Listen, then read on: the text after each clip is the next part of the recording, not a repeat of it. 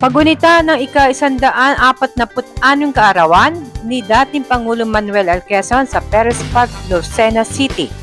Muling ginunita ang ika-146 kaarawan ng ating dating Pangulong Manuel Luis Quezon na ginanap noong ika-19 ng Agosto taong kasalukuyan sa bantayog nito sa Perez Park, Lucena City. Ang nasabing paggunita ay pinangunahan ni Gobernador Dr. Helen Tan at Vice Gobernador 3rd Alcala at Congressman Mike Tan ng ika-4 na distrito ng Quezon.